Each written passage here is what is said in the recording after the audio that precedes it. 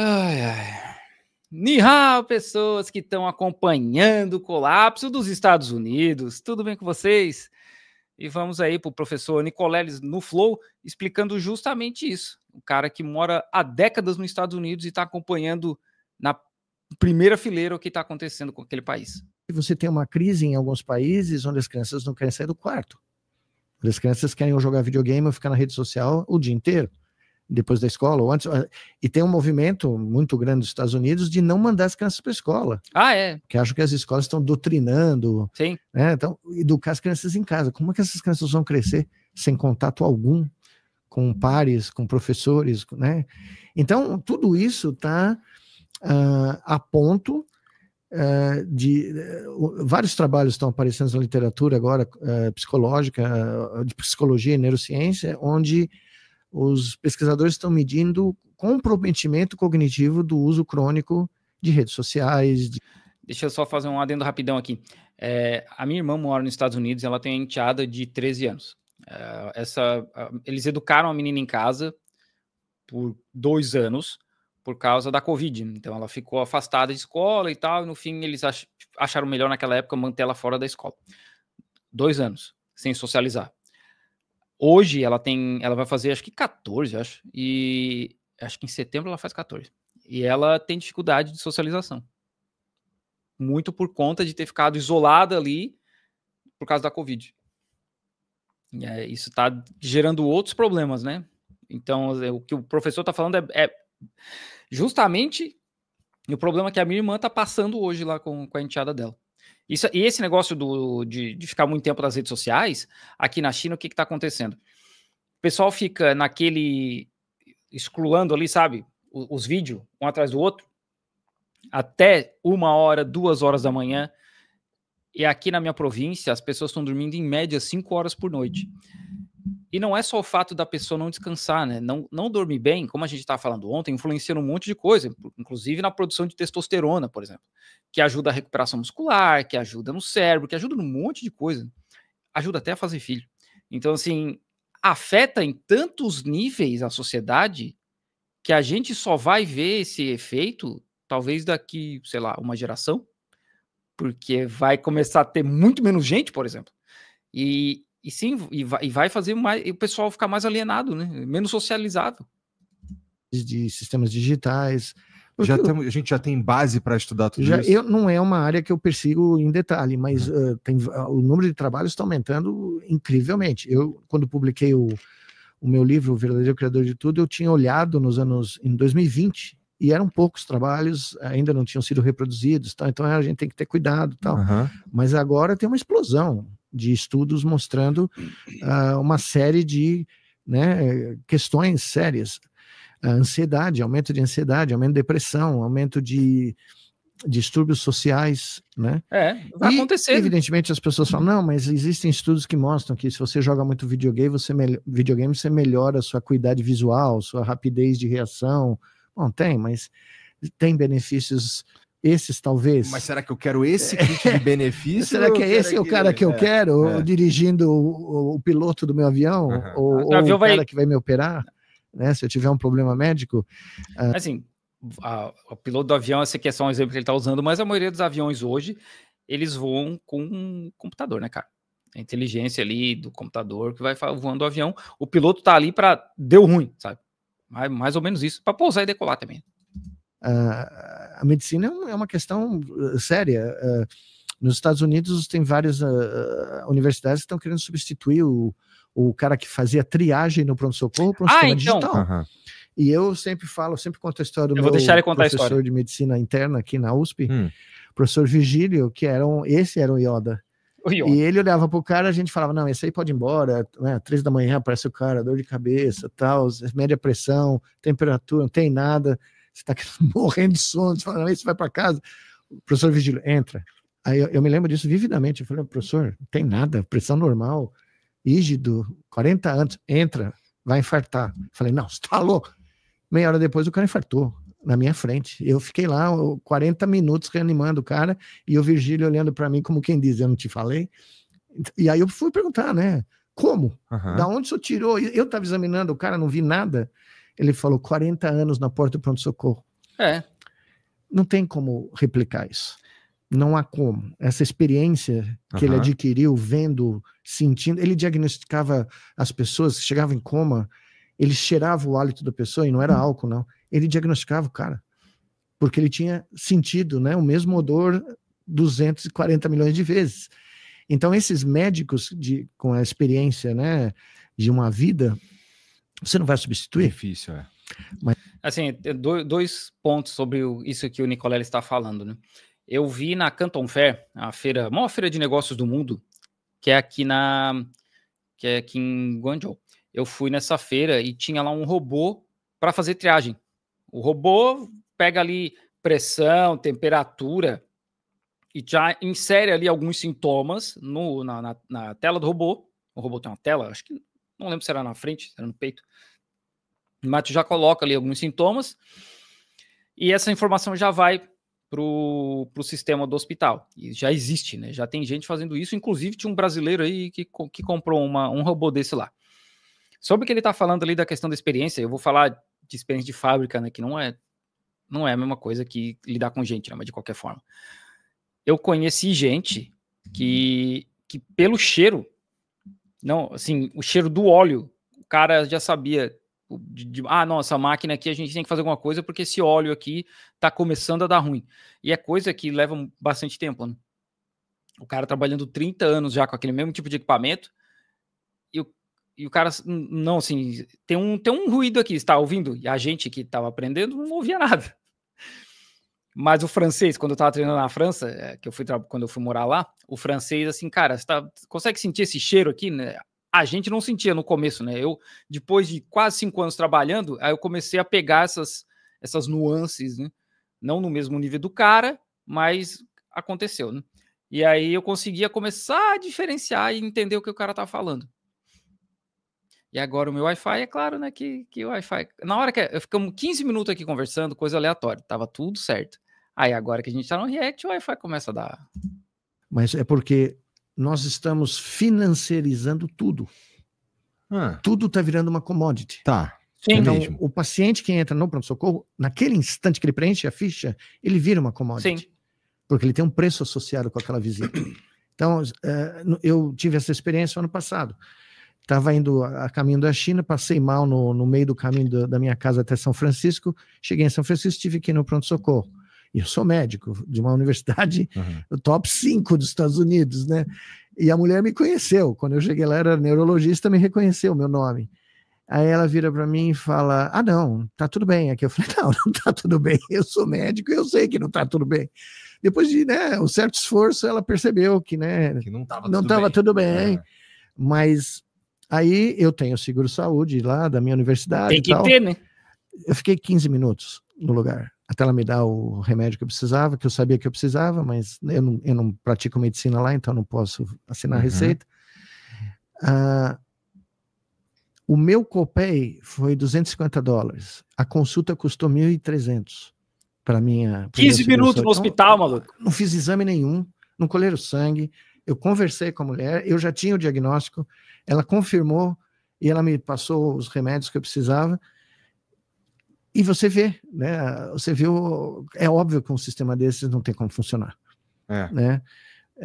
Porque não há como você. Então, os Estados Unidos é hoje o único país do mundo onde você tem, os números variam muito, né? Mas de 50 a 200 mil falências individuais por dívida com seguro-saúde por ano, tá? Porque assustador. Os caras perdem.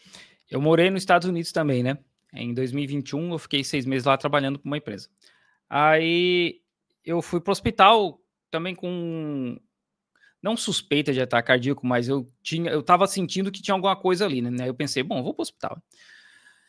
Fiquei 3 horas no hospital, eles fizeram testes, fizeram exames e tal. Não tinha nada, o cara falou, é só estresse, né? Não tem nada a ver, não tem nada físico, teu coração tá 100%, tá tudo certinho. É estresse, sabe? Ansiedade, estresse e tal. Beleza. $6.000. $6.000 para ficar 3 horas no hospital. Isso que eu fui de carro, né? Se eu tivesse chamado ambulância, tinha dado, sei lá, 8. É um absurdo, cara. Os Estados Unidos têm o melhor sistema de saúde do mundo mas que só atende uma pequena parcela da população, porque o pessoal não tem como pagar. Eu não como junk food, cara, então não tem nada... Esse comentário é bem, né? Eu não como junk food. Então, assim, os Estados Unidos é isso aí, cara. Todo mundo vira cliente, até no hospital, né? Perde a casa. Você fica na UTI 10 dias, você já perde, era. Já foi. Você não morre, mas a sua vida acaba, entendeu? Então, é um mundo onde tudo está sendo reduzido a esse denominador financeiro. E a natureza nossa e do que nos cerca não é reduzível a um spreadsheet de banco, entendeu? Puta. Tudo está sendo equacionado por um único parâmetro. Isso é muito curioso. Quando você pede para uma rede neural artificial... Deu ruim aí para vocês? Eu tô pixelado já? Não, porque aqui para mim diz que o meu sinal da internet aqui tá piorzinho. Então, se eu ficar pixelado, vocês já sabem o que é. Maximizar um parâmetro, ela vai maximizar o parâmetro. Então você fala o seguinte, eu quero aumentar a produtividade do meu negócio. Esse é o parâmetro. O que o sistema vai fazer? Ele vai procurar todos os caminhos que aumentem a produtividade. Se isso significar matar alguém, roubar alguém, violar patentes, o sistema não foi programado para ter ética. Ele não entende o que é ética. Esses sistemas não têm consciência. Eles não têm nenhum tipo de moral. Eles não têm nenhum tipo de... Pela própria natureza deles. Pela própria natureza. Quando o grande desserviço que o Comitê Nobel de Física fez foi dar o prêmio Nobel para um dos caras malucos da área, que é o Hinton, né? O Geoffrey Hinton, que é um doido varrido, que diz que as redes neurais dele têm sentimentos, pensa, consciente. Não, ele fala isso há 30 anos, eu conheço o cara. É assustador. E nunca podia imaginar que esse cara ia ganhar o prêmio de física, né? Porque os físicos ficaram destroçados, né? Mas enfim, o cara Nobel ele também, projetou, pelo amor de Deus, ele né? promoficou o Obama ganhou o Nobel da Paz, o Kissinger ganhou o Nobel da Paz, então, cara, prêmio Nobel é uma várzea. Redes neurais achando que elas são... Tanto é que ele é um dos defensores, com um grupo de gente, que agora nós temos que discutir os direitos do ChatGPT. Passou direto aqui. Bem-vindo, Leonardo. Bem-vindo ao Durantistão. Sejam membro do canal, gente. Eu esqueci de pedir. Sejam membro do canal aí, tá? Segue esse outro canal que tá passando aí, ó, que é o meu canal de vlog na rua aqui da China. Seja membro do canal, segue aí, porque ajudem aí o criador de conteúdo. Pega o link do grupo do Telegram para se juntar com a gente lá no Grupo Mal. Como se fosse um ser humano. Eles têm direitos, né? Imagine. Então, quando você pede para o sistema maximizar um output, ele vai maximizar. Ele não vai medir consequências. Se ele tiver que demitir 90% dos carteiros para o correio ter o lucro, mesmo que o problema não seja a existência aconteceu de 90 isso, já aconteceu essa história algumas vezes, né? Porque a minha irmã mora na Califórnia e a energia elétrica da Califórnia, ela é privada, é uma empresa privada. Então, teve uma época lá que estava com pouca chuva, que para a empresa não era lucrativo mais transmitir energia, porque estava muito caro para produzir energia e tal, produção e transmissão. Eles cortaram a produção e a transmissão por 3 dias. Eles deixaram os clientes sem energia por 3 dias, porque não era lucrativo. 3 dias, cara. Vocês têm noção? É por isso que eu digo que empresa estratégica não pode ficar na mão de empresa privada, muito menos empresa estrangeira, cara. Não pode. Porque, no fim, o que importa para eles é o lucro, né? Não é se as pessoas vão perder a comida que elas têm na geladeira em casa. Então, como a sociedade inteira foi otimizada, está sendo otimizada com esse único parâmetro, que é um parâmetro, vamos dizer, financeiro, lucro. Eu quero ter lucro. E você está usando a inteligência artificial para decidir como você vai... O caso mais estuporante é seguro-saúde americano. Tem várias empresas que estão usando agora sistemas como o ChatGPT para decidir se eles vão cobrir a sua conta médica, tá? Mesmo você pagando barato, privado. Só que assim, qual que foi o parâmetro que a empresa... Eu quero ter o máximo de lucros para dar o máximo de dividendos para os meus investidores, tá? Bom, o cara vai matar gente. O sistema vai negar cirurgias, vai negar fisioterapia. Vai negar tudo. O seu colega teve um AVC, Nos Estados Unidos você não consegue pagar pela fisioterapia, tem que sair do seu bolso. Depois de um certo número de semanas, pode esquecer. E não tem atestado, né? Lembrando, os Estados Unidos não tem atestado. Não é só pagar pela fisioterapia. Você não vai ser pago pelo tempo de trabalho que você não está trabalhando. Só que fisioterapia, para certas condições, você precisa de um tempo muito maior. Enfim, esse sistema, se eles tomarem conta do processo de decisão que anteriormente pertencia a só nós, onde se tem um grau de empatia, um grau de solidariedade, tinha-se, né? Um grau de humanismo, né? Mas ainda que tenha reduzido todos esses graus, ainda é maior, muito. Ainda somos humanos. Exato, ainda existe. Mesmo que seja isso. Na máquina não tem isso. Né? Aí eu pergunto para você, onde, além de nós aqui, e alguns outros debates acadêmicos, onde você vê esse debate acontecendo publicamente? Não, assim, na verdade, o que acontece em geral o ChatGPT e as inteligências artificiais, o cara que cria uma imagem, a ferramenta que cria uma imagem, ou que cria um vídeo e facilita o teu trabalho, isso aí é endeusado, na verdade. Essa é a solução dos nossos problemas para valer, quando, na verdade, a gente está gerando mesmo a galera que sem empatia, sem... E eu vou te dar outro dado que ninguém deve ter. Para você rodar... Isso me lembrou a grande época da internet ali brasileira, 2007, 2008, época do Orkut, né? Que era tudo mais de boa, a gente ria de meme de gatinho, né? O site do Te Dou um Dado. O Licolé falou, vou te dar um dado. Eu lembrei do Te Dou um Dado. Dar esses sistemas, você precisa de centenas de milhares de chips da NVIDIA rodando nesses data centers gigantescos, tá? Cada um desses data centers, hoje em dia, consome eletricidade e água equivalente a uma pequena cidade. Então, tem cidades no Arizona, no Texas, que estão ficando sem água e sem luz. E estão querendo chutar esses caras para fora. Aí saiu ontem um artigo no Guardian mostrando que a Microsoft admitiu em 2023 ter 43% dos seus data centers localizados em áreas onde falta água para a população local, tá?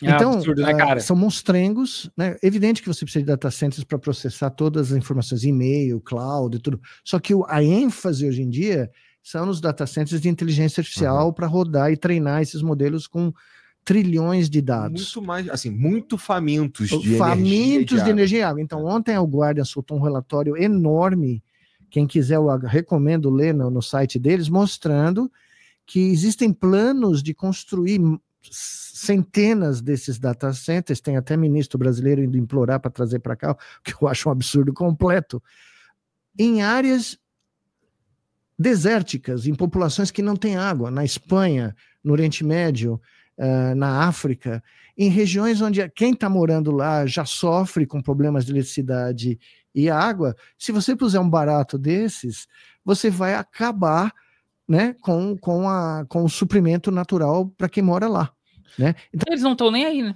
Eles não estão nem aí. Então é como se fosse uma invasão, é como se fosse um imperialismo digital. Tá? Você não pode mais fazer nos Estados Unidos, né? Porque está tendo resistência, as comunidades estão passando, as cidades estão passando leis locais proibindo os prefeitos de atrair essas coisas, né? Porque gera muito pouco emprego, é um número muito pequeno de pessoas, mas tem um impacto ecológico, ambiental enorme, com retorno zero, porque esses caras vêm com isenções fiscais. A cidade não ganha um dinheirão, né? Não ganha um recurso financeiro como se propagam por aqui, né?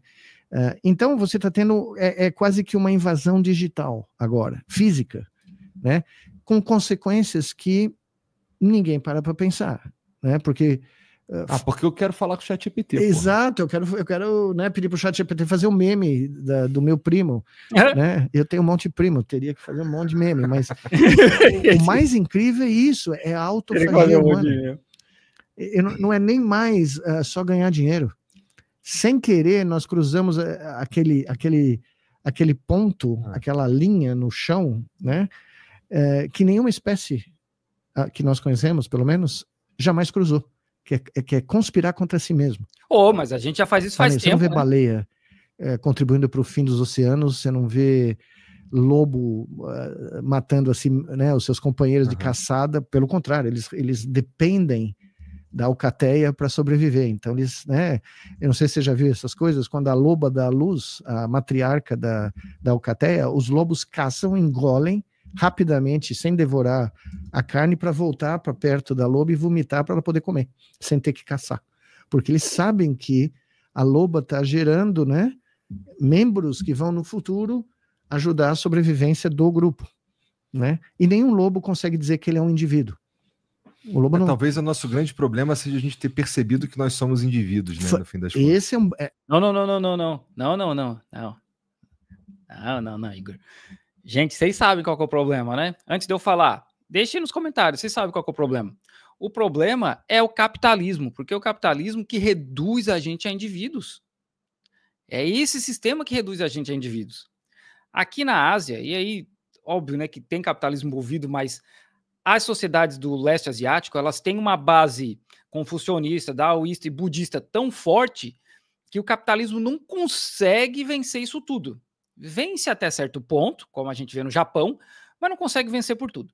Então aqui eles têm um sentimento de pertencimento muito maior.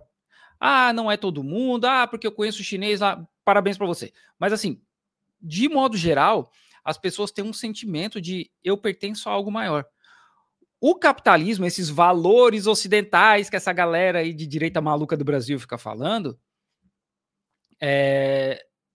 que traz esse sentimento, né, de olha, você tem que vencer. Se você não acordar às 4 horas da manhã, não escovar os dentes correndo, fazer um monte de flexão meia bomba ali, que nem aquele cara que bombou na internet, você não vai vencer. E aí o problema é seu, a culpa é sua. Não é o sistema que é desenhado para meia dúzia ficar muito rico e você ficar ferrado aí, né? Não é assim, né? Não é um sistema que te transforma numa pessoa só, um indivíduo, um ser humano fora de tudo. Não é, né? Não é isso. É você, a culpa é sua. É sempre a culpa é sua. O capitalismo faz muito isso, né? E a gente vê isso nos Estados Unidos, no tal do self-made man, né? O cara que se criou sozinho, cresceu sozinho e se tornou um rico, né? Todos, gente, assim, ó, pega todos os multimilionários, bilionários dos Estados Unidos, todos eles já vieram de família com dinheiro. Todos. Todo aquele mito da garagem, toda aquela história de, nossa, o cara sozinho lá trabalhando, o cara criou tudo sozinho. Aí vai ver, a família emprestou 1 milhão, o cara estudou em Princeton, o pai tinha mina de diamante na África, sabe? É sempre assim. Não era um pobre fudido que trabalhava num trampo e depois chegava em casa, fazia outra coisa, cuidava de filho, não sei o quê. Aí naquele tempinho que sobrava, o cara inventou uma empresa, sabe? Não é assim. Vai ter um ou outro, vai. Um ou outro, né? Um ou outro.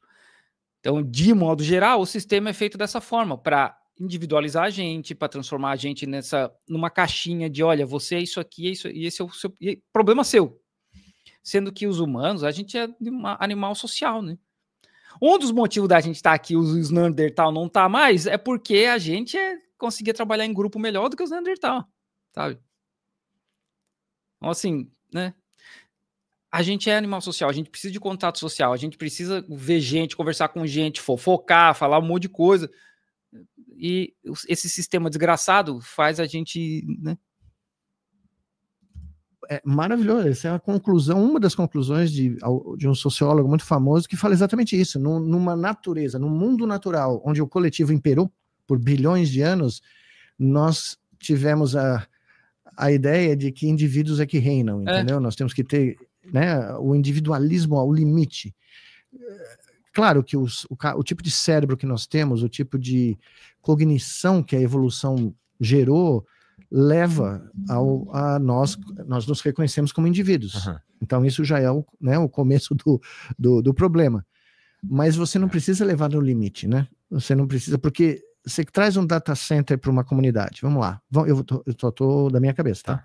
Você vai no interior da Bahia, no semiárido baiano, e você põe um data center lá, onde já não tem água, onde já tem uma série de problemas ambientais. Qual que é o O benefício, que você vai ganhar com isso? Você não vai ganhar. A Bahia não vai ganhar. A cidade não vai ganhar, porque os dados nossos vão lá para os servidores das empresas americanas. Não vai mudar nada. É isso que eles querem. Eles querem os nossos dados. O número de empregos gerados é nada. É uma merreca. tá? E a infraestrutura não vai ser usada para o desenvolvimento do país. Nós podemos criar o nosso sistema digital, o nosso backbone digital, nacional, brasileiro. E aí distribuir, como a China está fazendo, por exemplo, que foi o que a DeepSeek fez quando eu estava lá na China em janeiro, né? Foi um choque. Eu estava em Pequim no dia do anúncio, pô. Foi um auê, né? Foi um auê impressionante. Eu tomei um... É como... Eu falei que eu tive o meu momento Sputnik. Quando o Sputnik foi para o céu, né? Ninguém esperava, né? Que a União Soviética pusesse um satélite. Ele fazia blip, blip, blip. E os radioamadores, as antenas começaram a detectar. E os Estados Unidos entrou em pânico, né? Porque achou que o próximo satélite ia ter uma bomba atômica e tal. Eu tive um momento Sputnik no hotel em Pequim, no dia do anúncio. Porque os caras gastaram uma merreca de dinheiro, não usaram os chips mais modernos, que até prova em contrário, usaram o mesmo método de usar os dados, né? Copiar os dados, dizem, né? Abertamente da OpenAI, né? O ladrão reclamando do ladrão, que a OpenAI começou a reclamar deles. Só que eles não fizeram o sistema de fechado, cobrando, é tudo open access. Eles demoliram o modelo de negócio da Big Tech, das Big Techs, tá? Demoliram. Lá na China, eles não estavam lá, eles não podiam usar o ChatGPT antes do DeepSeek? Eu não sei se eles têm acesso ao ChatGPT. Não tem. Eu sei que a inovação é um bando de menino, nunca saíram do país, todos formados na rede de... Assim, se nunca saíram do país, eu acho que ele está querendo dizer que eles nunca estudaram fora do país, não quer dizer que os caras nunca pisaram fora da China. Mas o ChatGPT, obviamente, não é liberado na China.